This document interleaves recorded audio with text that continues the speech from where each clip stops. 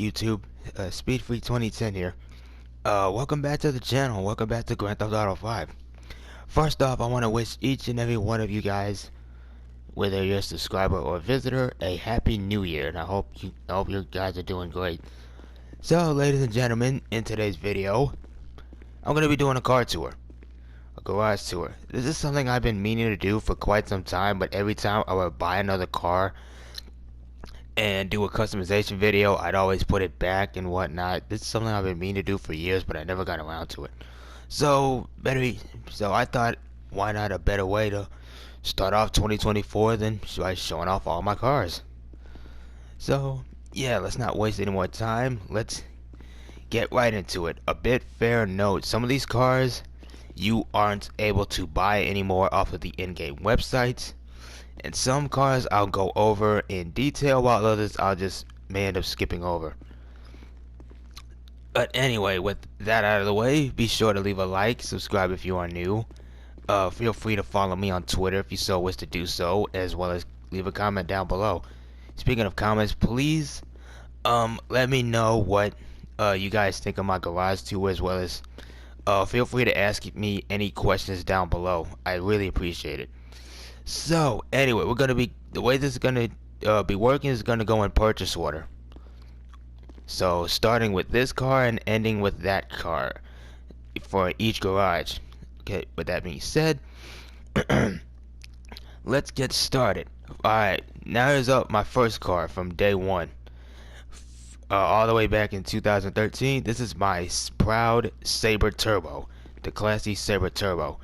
Get this name off of its real life basis, a 1970 Oldsmobile Cutlass, with the front end here being that from its twin car, the Buick Skylark GSX, or just GSX for short. Okay, now this car is probably my favorite, not just in GTA 5, well, one of my favorite muscle cars in GTA 5, but probably my favorite car in GTA as a whole, because it dates back all the way to Grand Theft Auto Vice City's 2002 when it was released. This one's got good speed, average acceleration, and handling. It's a bit of a handful, but it's okay. You can basically find this on the street, or if you want to buy it, you can just buy it off of Benny's Original Motorworks for about $15,000. But honestly, I think you're just better finding this thing off the street. Okay, now this is the first car that I ever did when I started playing GTA 5 all the way back on PS3 back in 2013, I mean. And it's still one of my favorites to this day. I went with the Resto Mod look, and the red and white paint job is actually a reference to its paint job when it was first introduced in Vice City, with the red primary in classic, and I believe the frost white as the secondary, both in classic. Now, one rule that, for those of you that pretty much don't know, or pretty much all of you don't know, one rule that that I apply to myself when it comes to my vehicle garage customization is, for each garage I'm only allowed to repeat a certain car color no more than twice.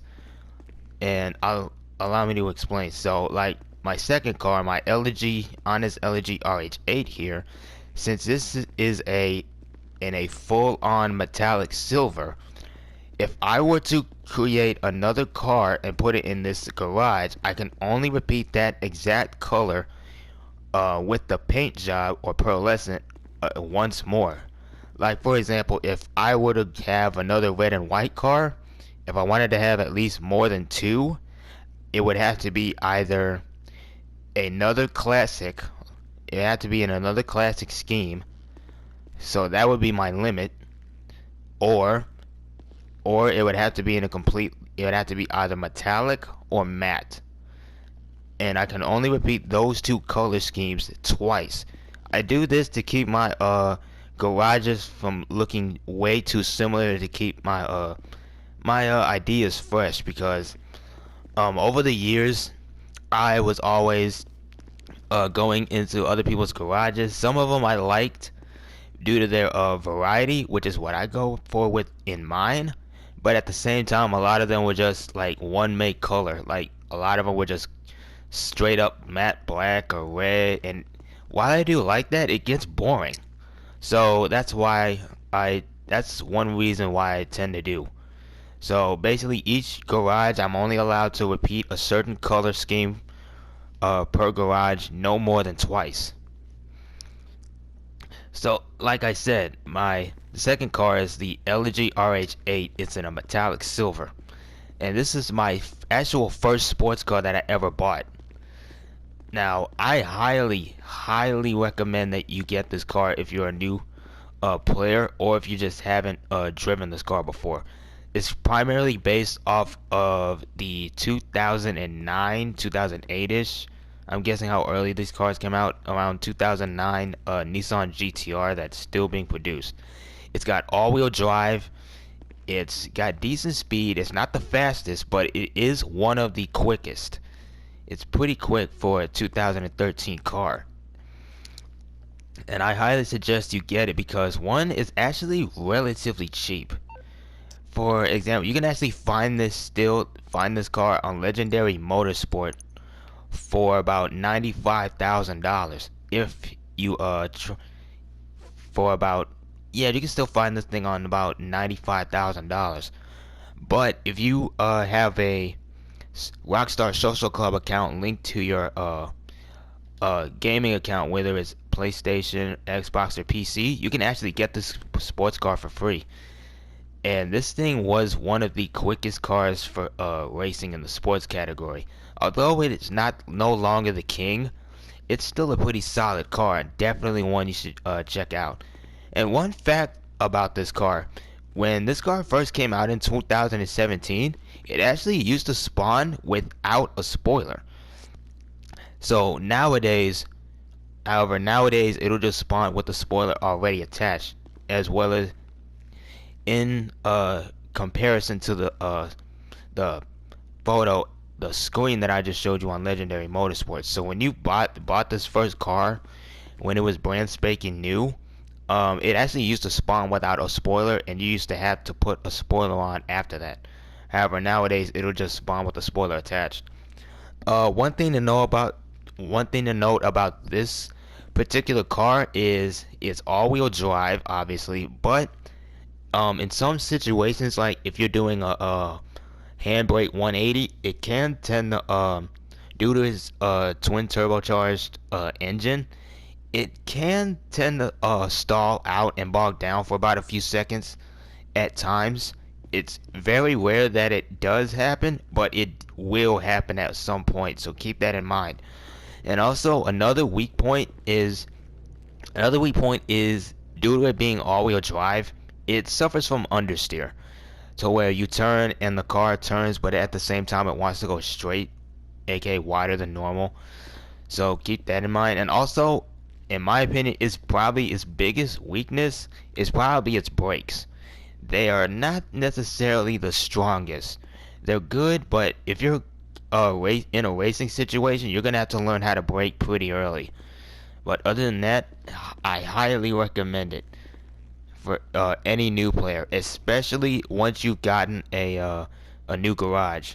Especially once you started out and gotten a garage, preferably a 10-car garage like myself.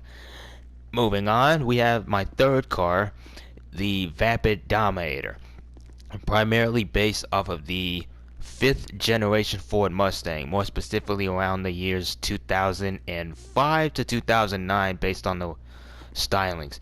Now this one was actually a pretty funny story. Okay, so when I first started actually playing GTA 5 online, I actually had a Dominator I started out with in my Saber's colors, red and white, my official colors. And I actually drove that around in order to get the Saber turbos to start to start spawning, because I wanted my Saber Turbo to be my actual first car that I spent time and money to before I eventually could get that one later.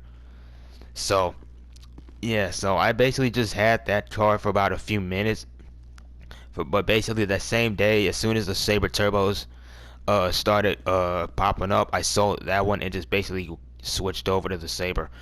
Anyway, the Vapid Dominator is another OG car from 2013, and you can still get it for free, or you could buy it off of Southern San Andreas or Arena War for about $30,000. Preferably, I suggest you take it off the street. And what makes this car pretty special in my heart is this is currently the only muscle car that you can actually get off the street that's actually very, very fast, or at least has a high top speed. Top speed's around 120 miles an hour, which is actually pretty fast for a 2013 car. Yeah, it's gonna be outdated. It's not as quick due to it having very heavy handling. The back end steps out a lot, so the handling's a bit of a handful, but once you get it down, this thing is a blast to drive. Now, the paint job right here is actually a reference to Need for Speed: The Run. More specifically, the Shelby GT500 Super Snake that's on the cover, as well as which is also one of the 5 starter cars in the game. Not only did they make it a cover car, they actually made the car in real life to promote the game. While it is one of the protagonist's starting cars, it is not necessarily his personal car. I say this because he has a BMW E92 GTS with his license plate, with his name on his license plate. So to me that vehicle alludes to him as his personal car, much like a lot of other characters that you see in that game. Anyway, this car is sitting on carbon black dash VIPs with a white primary with a gray white primary paint job with a gray stripe to mimic the car in Need for Speed: The Run, which is my personal favorite. The louvers is just my own personal touch to make it stand out, so it's not necessarily a one-to-one replica. It's just my own version.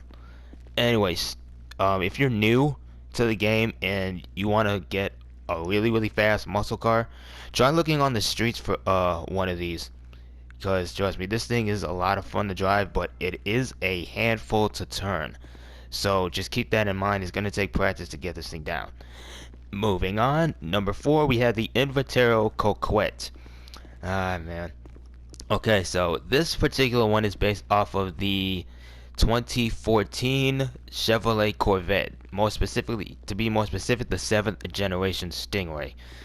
This one was my second one that I actually spent money on to purchase around $150,000 on Legendary Motorsport. It is unfortunately unable to be purchased, although you can steal it off of the street. While you can steal it off the street whenever it spawns, you are unable to unfortunately purchase it, or at least keep it in the garage, because it's way too high end. It's a pretty balanced car despite being a rear-wheel drive. It's got decent speed, good handling, and acceleration. It'll get you from where you're going. And it's got decent customization too. This one, while I personally like to think it's the Z06 version, which is my favorite variant of the 7th gen, it's not necessarily it, because the Z06 came out 2015. This is a 2013 car, so this was more or less the base model. I decided to go with a yellow and carbon fiber theme, with a yellow metallic with a race yellow pearl with a bit of carbon fiber here and there. Still, I don't really drive it all that much anymore, but it's still one of my favorites, just due to just how good it looks. It actually looks really good, and it sounds pretty good. Next up, we have my Dinka Akuma, aka my Free Space. Okay, so the catch with this one, I'm going to explain.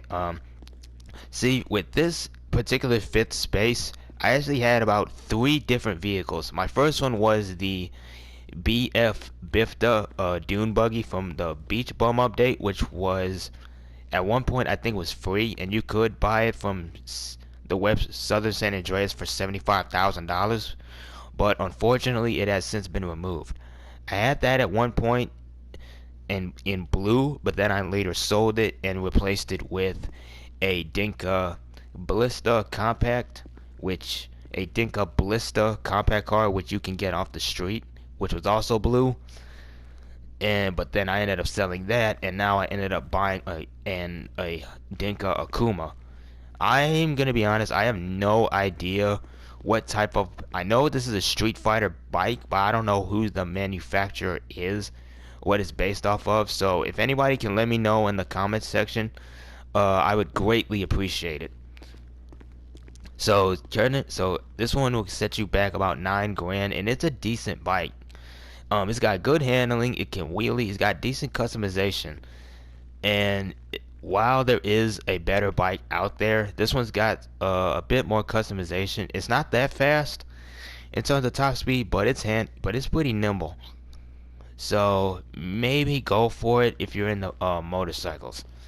Okay, next up we have the Bravado Buffalo S, aka Franklin's car from Story Mode. You can't, unfortunately, you are unable to buy this car. Unfortunately, it came out with the I'm Not a Hipster update from, I think, late 2014, early 2015. And it was a sports car.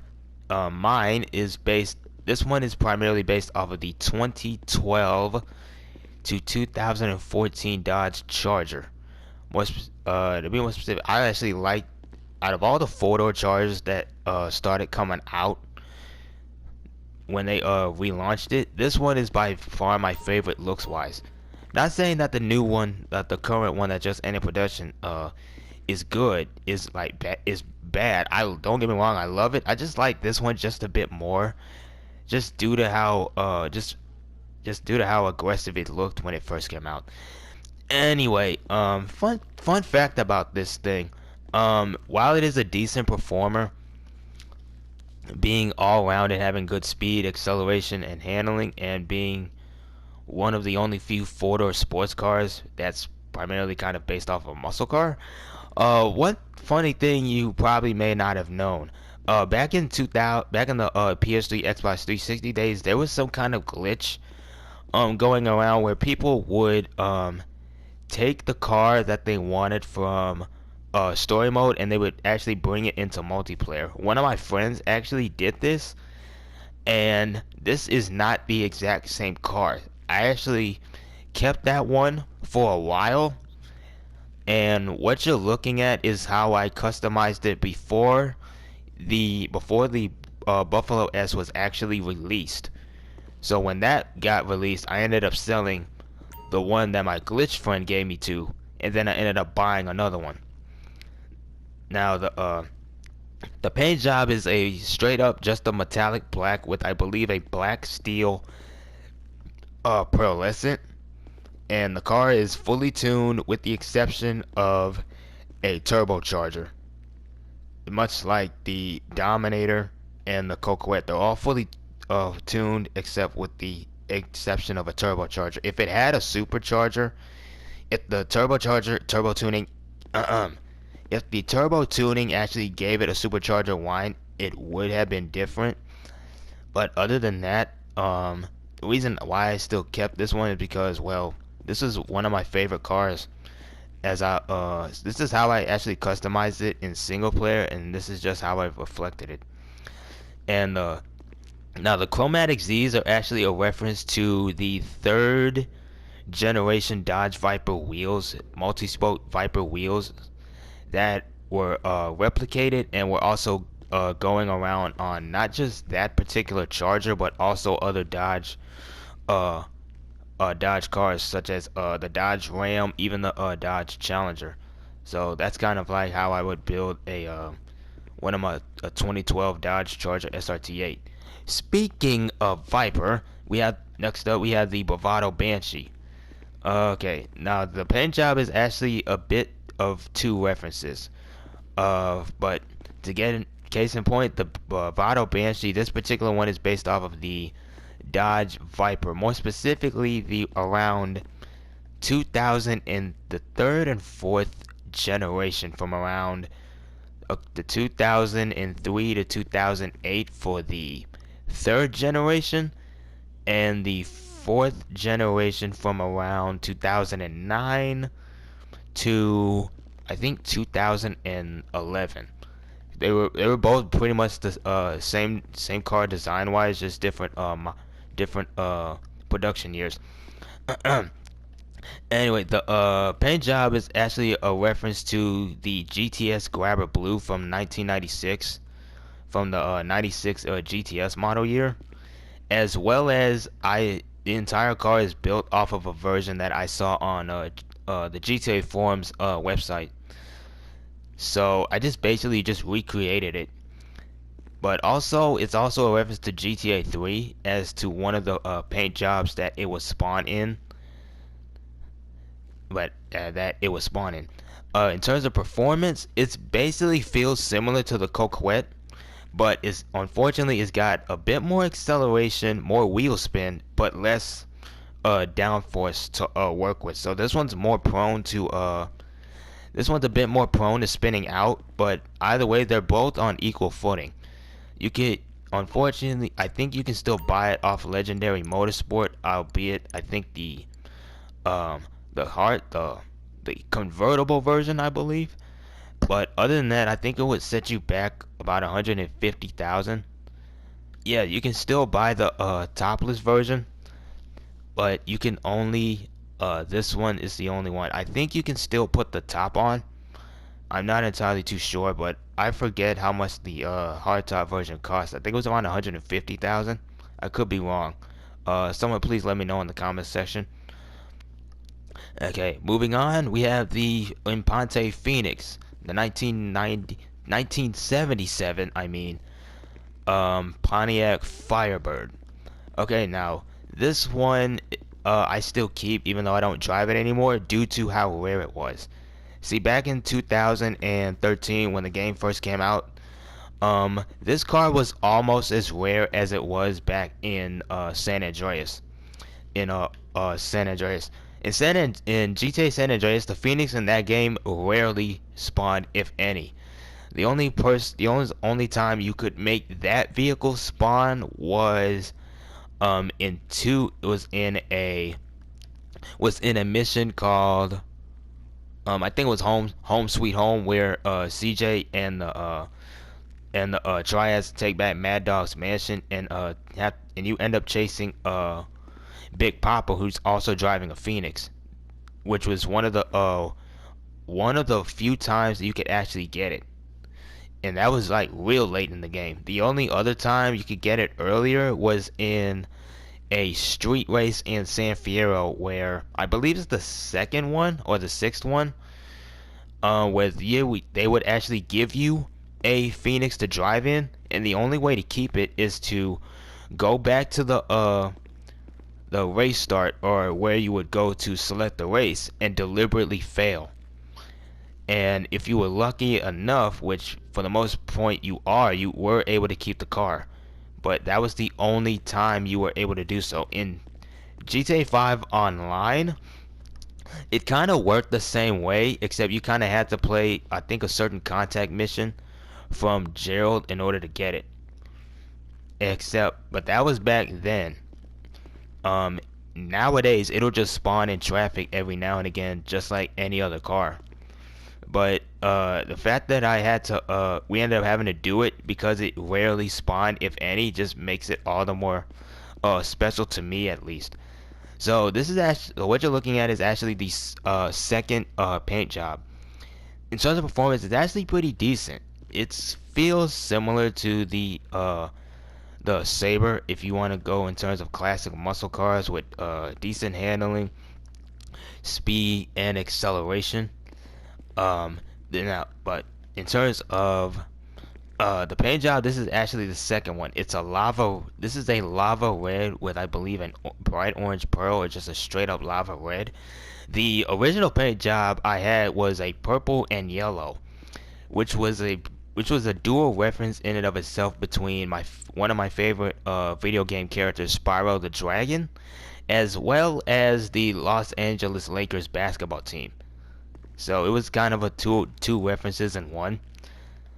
But yeah, the reason why I kept this car, even though I don't drive it anymore, was due to how rare it was.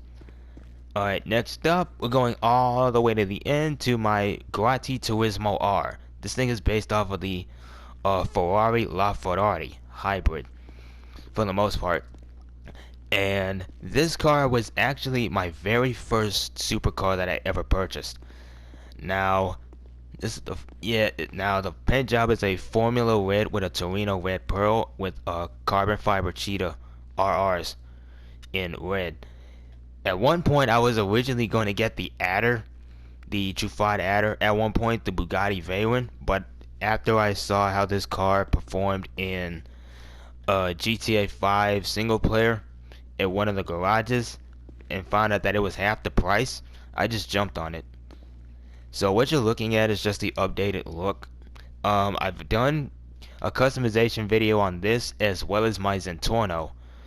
So if you haven't checked those out, please feel free to do so if you whenever you want. Speaking of Zentorno, this was the final. This was also my second one.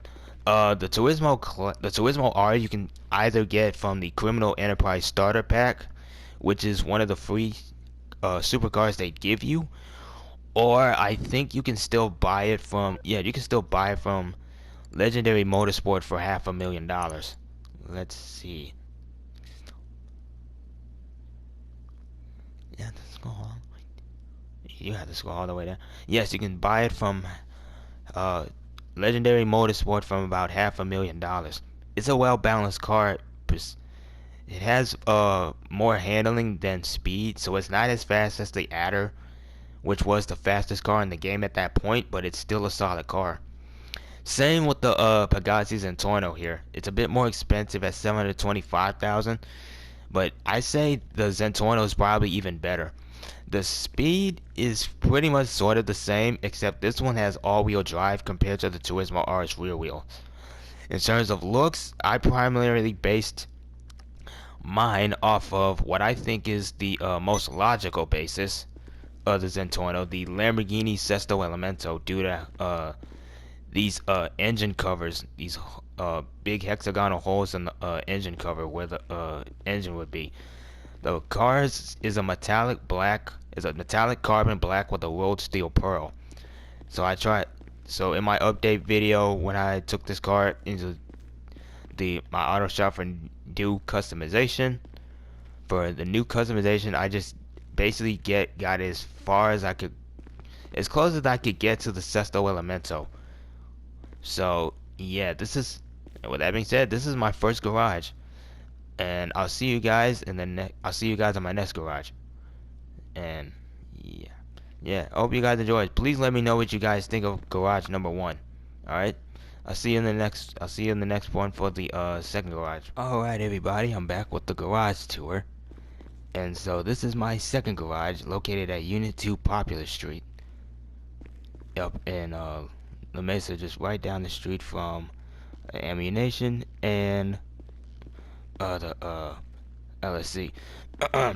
Anyway, this is my second garage, so I'm gonna do the same thing. And also, one note, I won't be able to go through all of my cars in one video, so don't be surprised if so I'm gonna have to split this car tour into multiple video parts, just FYI. But anyway, let's get started with my first car, the Jester. The Dinka Jester. It's a sports car that came out with the Dangerous Business update back in 2014, and is primarily based off of the second generation Acura / Honda NSX hybrid sports car. To be more specific, it's the concept car rather than the production car. The production car didn't come out till like 2016 as a 2017 model, so what you're looking at is the 2014 version of that one, so it was still in the concept phases.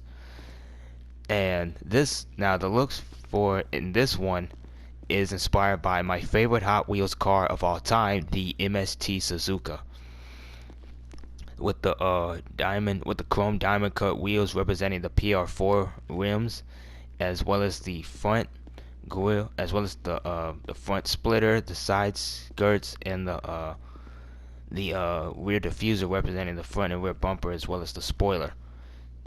in terms of purchasable, this car is unfortunately unable to be purchased off of the website. The only way you can get it now, not just this car but its race car variant, is to have somebody have their preferences set to yes at the LS Car Meet. You know, that one thing where you can actually buy other people's personal vehicles. The thing is, they have to they have to set it to where you can buy it. I have mine set it to where anybody can buy it. So if you see me in a PS4 lobby in a LS Car Meet and you just walk up to my car, go ahead and purchase it if you have the money. I personally don't care. It's my way of giving back. Anyway, the paint job is based off of the first edition Pearl Lime Green that the MST Suzuka was used in. Not just, it also had two paint jobs, the green and red. This particular green was used in the video game Hot Wheels Velocity X. The MST Suzuka in that game is actually the car that's used in the cutscene, as well as the green car in the on the cover. So the name, like I said, the name for that color is Pearl Lime Green, and to get it as close as I could, it's a solid metallic green with it's a solid metallic bright green with a lime green pearlescent, and I think it came out pretty good. Performance wise, if you've driven the LG RH8, it feels pretty much similar, except this one is a hybrid, so you don't have to worry about the car getting stalled, the car stalling due to its all-wheel drive system. And it's actually pretty quick too. It's not as quick as the LG RH8 due to the LG having more traction, but it's still pretty good. Still, I kind of wish it kind of was still up there, because people don't know what they're missing out on. Anyway, next up we have the Imponte Ruiner. It's a muscle car that you can find on the street, or I think you can buy it off of Southern San Andreas. I think. Let me check. Let me check just right quick. I think you could. Let's see. Go down, go down, down. No, I don't. Wait, no, I don't think you can get it off of the street. No, no, no. This is a car you can only get off the street. In terms of looks, this is primarily based off of a Chevrolet Camaro, the IROC Camaro from I believe 1985 to 1993. I believe this is the third generation. Some say it's also the Pontiac Firebird, and to be fair, I can actually see that considering that they're both the same car, but I personally think it's the IROC Camaro due to the tail lights and how the front end is built. So yeah, it's a decently good car. It's faster than the Sabre Turbo, but slower than it's faster than the Sabre Turbo, slower than the Dominator from my previous garage, fully tuned. This one's fully tuned with the exception of a turbo. And the blue, I just decided to go with the blue and silver, just to differentiate itself. It's a decent car, definitely one you should probably give a try. Try if it's your first car. If you want a decently fast muscle car, but also wants one with grip. But anyway, oh, and for those of you that are wondering about between this one and the Ruiner 2000 from Import Export, there's no real performance difference between the two.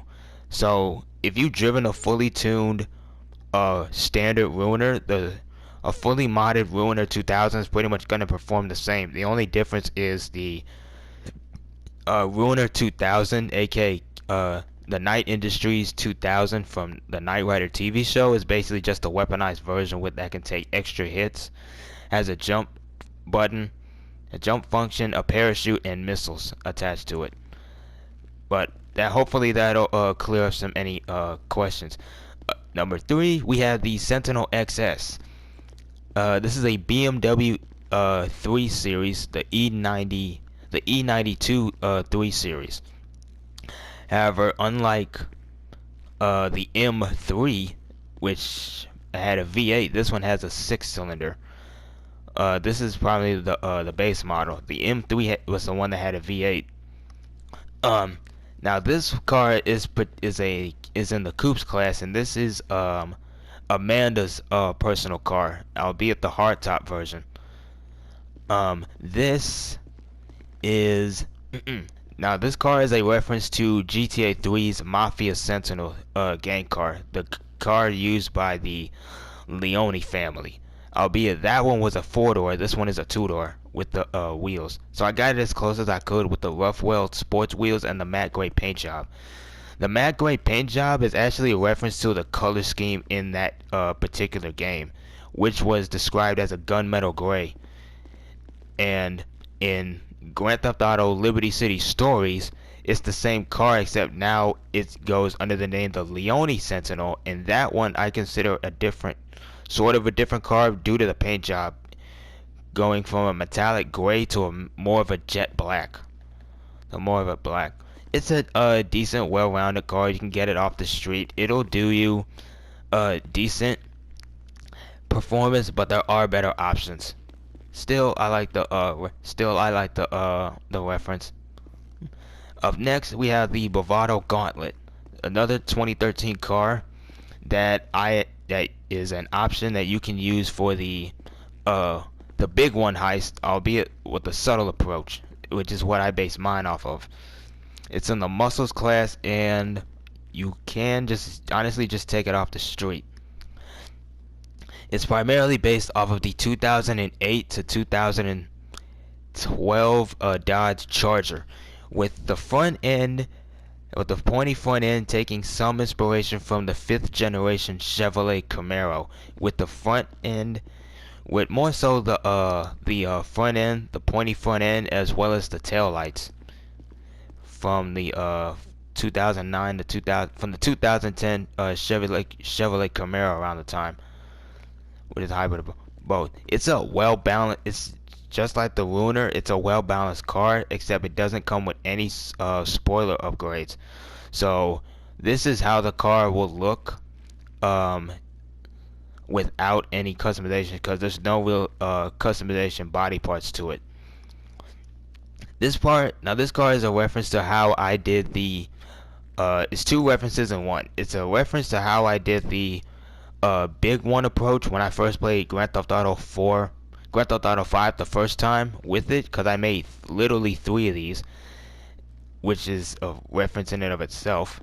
But the second reference actually comes from Burnout Paradise, a special car called the Carson GT Steel Wheels, which was a unpainted version of a muscle car that you can unlock in the game.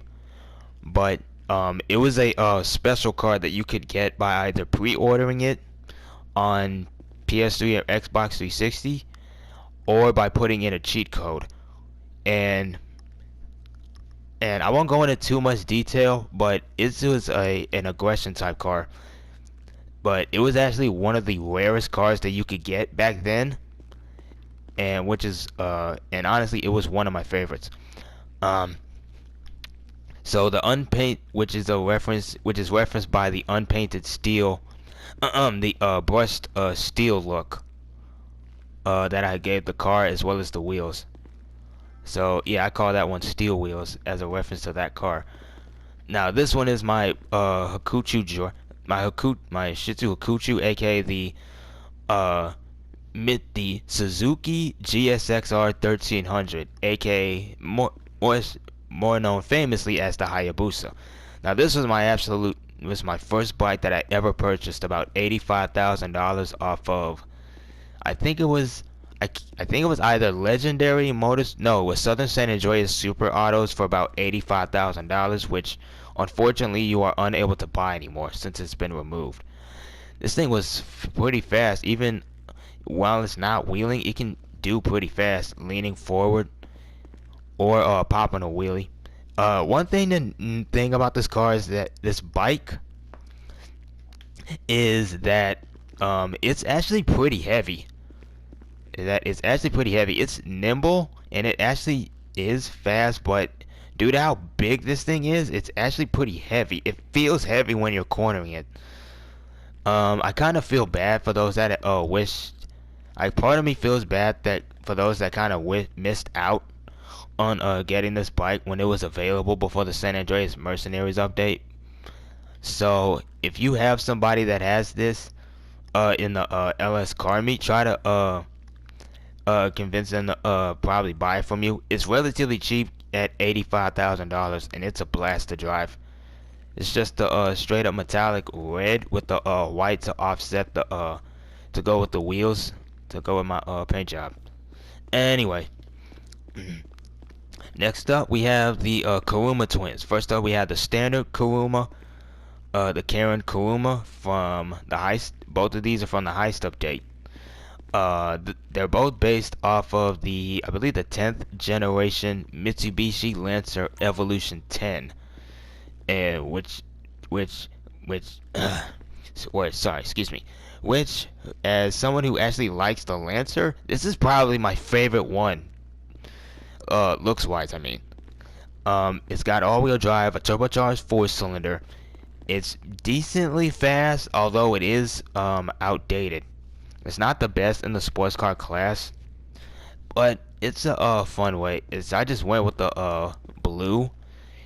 I went with the blue with, I believe, an ultra blue or a racing blue pearl metallic, because to me, while it is red, not red, a Mitsubishi, I also find it hybridized with a bit of a Toyota Impreza in there, or a Subaru Impreza WRX. I don't know which one, so I could be wrong. Please let me know in the comment section below. And then over here we have the armored version. That one will set you back $95,000 on Southern San Andreas.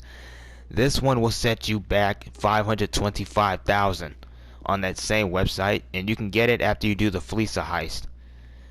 And honestly, I just bought it the same way it is. The only difference between that one and this one is this one already has 100% body armor and bulletproof tires already fitted on the car once you buy it. I just decided to keep it in the matte black to give it that intimidating look. And other than that, it's basically just fully tuned. It's a great car to have, especially if you're starting out and don't have any access to weaponized vehicles. It's a great car for combat, not combat, but for contact missions, due to its virtually impervious bulletproof windows. Plus, it has relatively good speed and acceleration. However, keep this in mind, and sort of decent ram damage. However, keep this in mind, the armored version is slower than the normal one in terms of top speed and in cornering. So keep that in mind. So if you want to have a bit easier time doing contact missions or even heist missions, this is definitely a worthy pickup. So make sure you have about $525,000 to pick it up, as well as some change left over to do all the mods.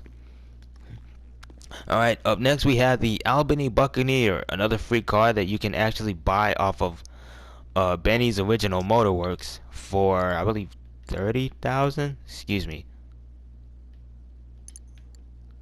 Nope. Alright, you can actually buy it off of Benny's Original Motorwork and turn it into a lowrider. The normal one is going to set you back. Where is it? Did I pass it up? Oh, never mind. You can buy it for 30 grand, but honestly, if you want to just save your money, you can just take it off the street. It's another muscle car. That's a hybrid. That's a hybrid of two different cars. The front end here is, for what I've read, is primarily based off of the excuse me, the 1963 to 1965 Buick Riviera, and the back, I could be wrong on this, it's either a 1966 or 67 Chevrolet Chevelle Super Sport, or its twin, the Pontiac GTO. I could be wrong. Somebody please let me know in the comment section below. Anyway, this muscle car you can find on the street, and it's a bit slower than the Ruiner, but its engine note is quiet. Its handles pretty good, and it actually looks good too. The paint job, I decided to go with like a quote-unquote Spyro the Dragon look, because I would always imagine him as more or less a classic American muscle car fan or something. But so I decided to give him just a midnight purple metallic car. And the license plate is actually something that a modder friend of